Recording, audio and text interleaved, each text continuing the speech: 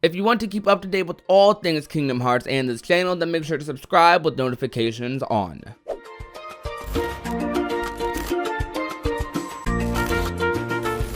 Atlantica in Kingdom Hearts has received a lot of criticism over the many years Kingdom Hearts has been out. This is no recent thing, as the world has received harsh backlash from fans since about the mid-2000s. The film Little Mermaid isn't the culprit in this scenario either, as the film is generally praised by most people and isn't nearly as polarizing as something like, let's say, Frozen. So the hate from the world doesn't stem from any bad stigmas the movie might have formed over its long time period. Rather, this world is criticized for being gimmicky, having bad controls which results in tedious combat considering this is an action game, also being the king world and what a lot of Kingdom Hearts 1 suffers from, and having poor directions. It was really easy to get lost in this world in Kingdom Hearts 1, even comparable to worlds like Deep Jungle or Monstro. Maybe not Monstro, but definitely Deep Jungle. In Kingdom Hearts 2 on the other hand, all of that is a non-issue rather. What is the issue is that the world has no real gameplay and is a full-on minigame world being a rhythm game. Some prefer this to the clunky combat and annoying controls Kingdom Hearts 1 offers for an Atlantica world. However, for me personally, I prefer some gameplay to none at all,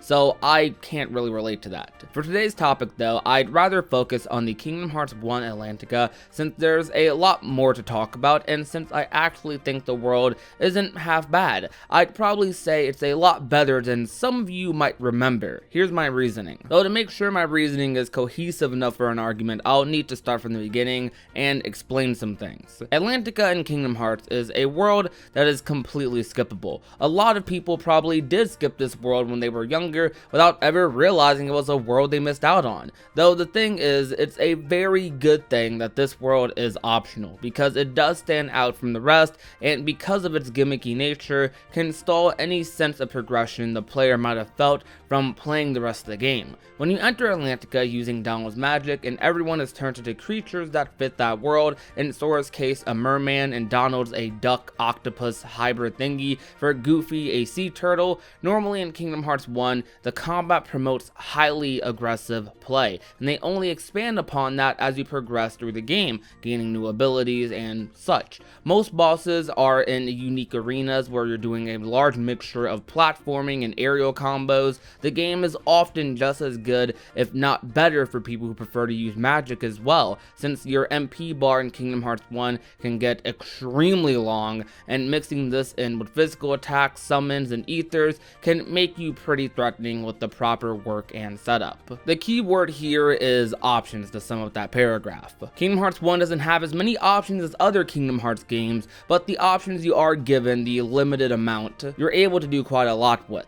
Though this world greatly differs from that sort of gameplay concept, since it removes some of those options and makes others harder due to its unique nature. So a lot of players will end up having to adjust to the way this world might want you to deal with its enemies, while others will desperately try and play the way they're used to playing and often have a very difficult time. They immediately, upon splashing in this world, get greeted with Ariel, Sebastian, and Flounder, who teaches you how swimming works, and then you get thrown into a fight where you get to see how the combat works. Kingdom Hearts 1 being a game that has probably the most platforming in the series, this world has no platforming aspects at all, since instead of running and jumping around swinging a Keyblade, you have to swim your way towards your opponent. All your previous combo modifiers and abilities are taken away, with nothing to replace them, and yes, that includes the block button. So you have pretty much a basic 3-hit combo throughout the entire world, although you keep all your magic spells and stat boosts, so it isn't all bad, though it is annoying having to swim away from enemies instead of being able to dodge roll or block. Nearly everything has a unique animation to fit with Sora's new model, and same thing goes for Donald and Goofy, which is a pretty nice touch to make this world unique. These are great lengths they go to immerse you into this world,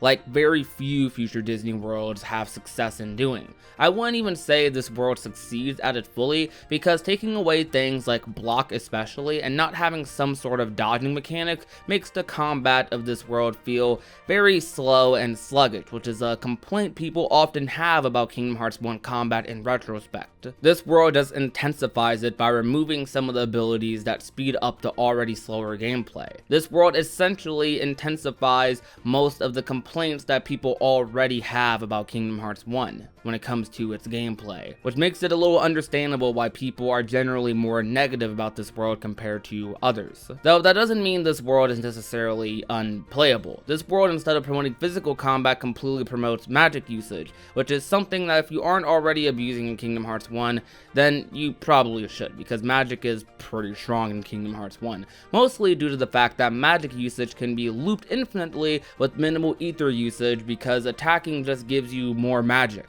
Though the issue with this for this world is that while although magic functions fine for the most part, it makes the physical combo route that players are more likely to choose almost insufferable. You still do a decent amount of damage with physical combos, but it's not nearly as fast and efficient as using magic in most scenarios. And if you're one of those people who capped off your magic at the beginning of the game, then this world might be incredibly insufferable for you. And I'm going to assume that a lot of people when they first played Kingdom Hearts 1 probably chose between the Dream Shield and the Dream Sword. Even in other scenarios where this holds true outside of Atlantica, physical combos are at least a fun alternative, even if they aren't the best option. In this game, that fun alternative is just a alternative, which is unfortunate for the player. This world didn't just suffer from the combat aspect. What it additionally suffered from was its lack of direction. This world was very easy to get lost in because oftentimes the areas were huge and entrances to the next area were often just medium-sized caves that could easily blend in with the background. With this world being entirely underwater, everything is usually some type of blue,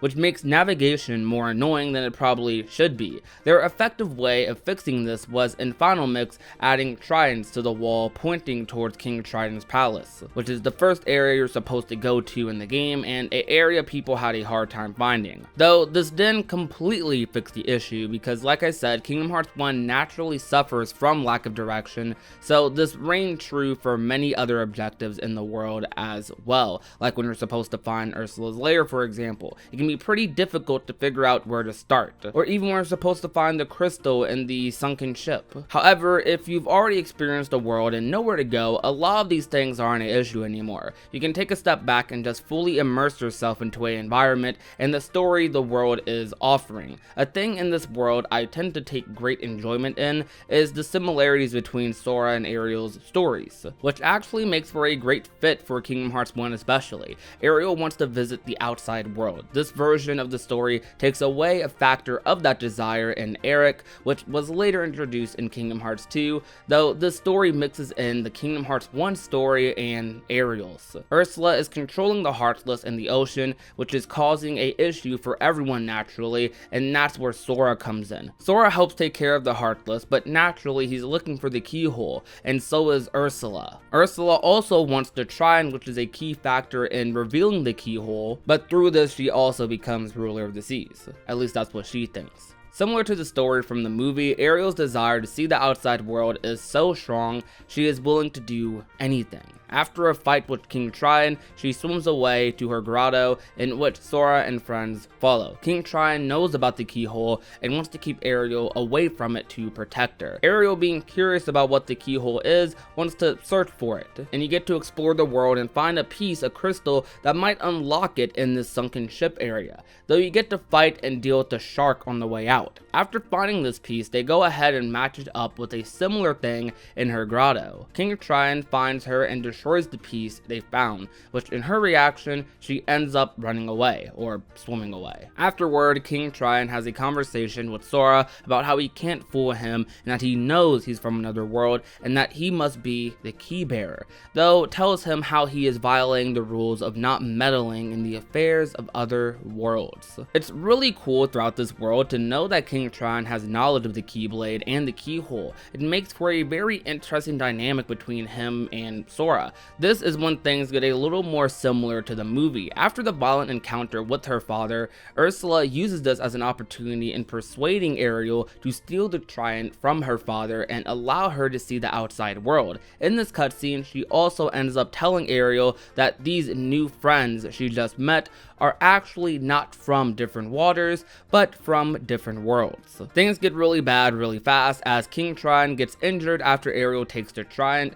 and gives it to Ursula. Ursula looks for the keyhole, assuming it's in the palace, only to find out it's not there. So she doesn't know where the keyhole is, and before Sora shows up, disappears to her lair. After this, Sora goes after Ursula, and Ariel really wants to help because she says this is all her fault and that she has to stop her. What makes this an interesting story for Sora to experience is how you can kind of relate Ariel's strong desire to see the outside world to Sora and his friends in the beginning. For Ariel, this is a life she's always known. For Sora, this is now just one of the many worlds he's been introduced to, which gives you a little more attachment to her as a party member compared to other characters. Sora can feel for her situation, which makes it understandable that he's more willing to help her out despite her dad getting all up in Sora's face about it. A desire for something so strong, you're willing to do almost anything to get there. This relates to a lot of the themes in Kingdom Hearts 1. Riku wanted to save Kairi so much, but was also extremely jealous of Sora. This led him down a dark path in which he would never be the same from. Compare this to Ariel's story, where she wanted to see the outside world so bad, similar to Riku and the gang in the beginning, that she was willing to betray her father's trust, which would result in him being badly injured. Her situation doesn't turn out nearly as bad though, because Sora is there to lend a helping hand. They go to Ursula's lair and defeat her, and they have to defeat her again in a second encounter. At the end of this world, the trident is returned and the location of the keyhole is officially revealed. After the keyhole is sealed, Ariel asks Sora what his world was like. Sora apologizes for lying, but she's not mad. Figuring out that she has a friend from another world actually ends up giving her hope that maybe she can visit another world too, which is pretty awesome. The world has a pretty decent story and ties into the gameplay quite well. The Ursula boss fights aren't really anything to write home about. I enjoyed the first Ursula fight personally because it forces me to think a little differently and be on my toes a little bit, or tail, and promote some resource management that other fights don't normally promote. Though the second Ursula fight, I won't blame you for feeling any type of way about that one. This world probably has like the best overall theme also. I mean, it's literally just a instrumental mix of Under the Sea, and if you don't like Under the Sea, I don't really know what to say. I think when you know where to go as well, this world is actually pretty fun to explore also. I like the wide open areas mixed in with the underwater caverns and sunken ships, and just exploring all the cool things in Ariel's grotto alone is a pretty cool treat. Fun fact, if you interact with this thing in Ariel's grotto, this music ballerina thingy plays a certain song. It's actually a reference to the Final Fantasy VII Who Am I song, which surprisingly fits the theme of Ariel's story.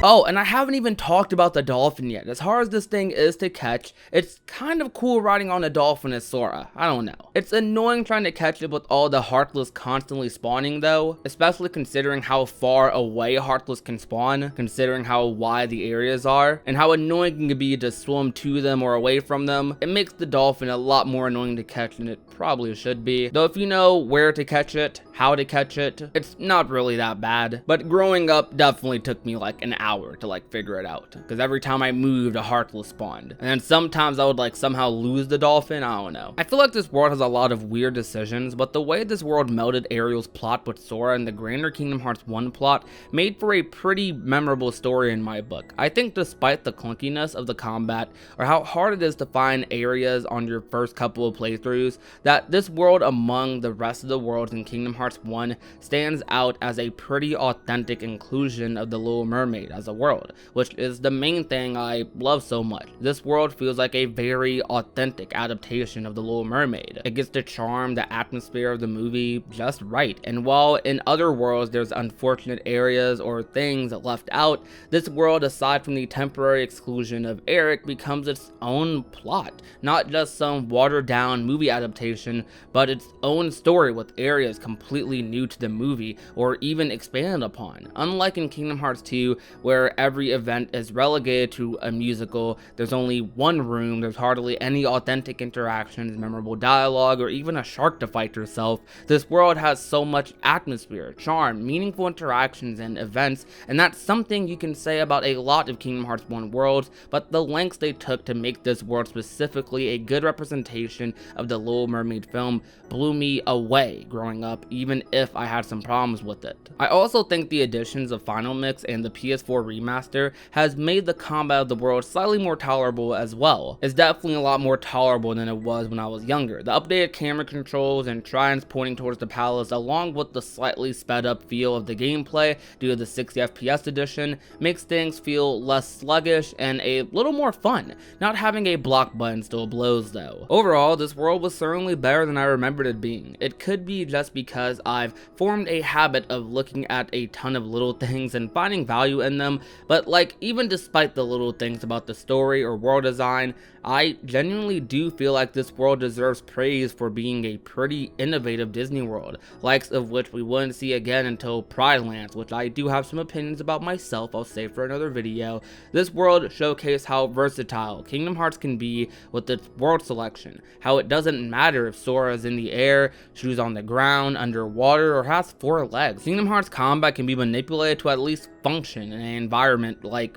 this, or in almost any situation for that matter. Atlantica and Kingdom Hearts 1 growing up was a different experience. I won't say I completely loved it when I first played it, though it was very memorable for some pretty good reasons, to be honest. Seeing Ariel interact with characters like Sora, Dawn, and Goofy was amazing. I definitely spent a longer amount of time in the world than I needed to because of terrible directions in the original disc, but that sure as heck gave me a chance to explore the world a little bit and see some of the cool things they put in or claim shells I could open. Replaying this world many times, years later, in the original a couple of times, in Final Mix for PS3, and 1.5 plus 2.5 for PS4, I started to find value in some of the interactions in Atlantica and level design choices, instead of when I was a kid and I hated how annoying it was to catch the dolphin. After knowing how to catch it and when, I started to think about how cool it is to ride a dolphin against the current in general. I started to get used to some of the clunkier controls and started realizing how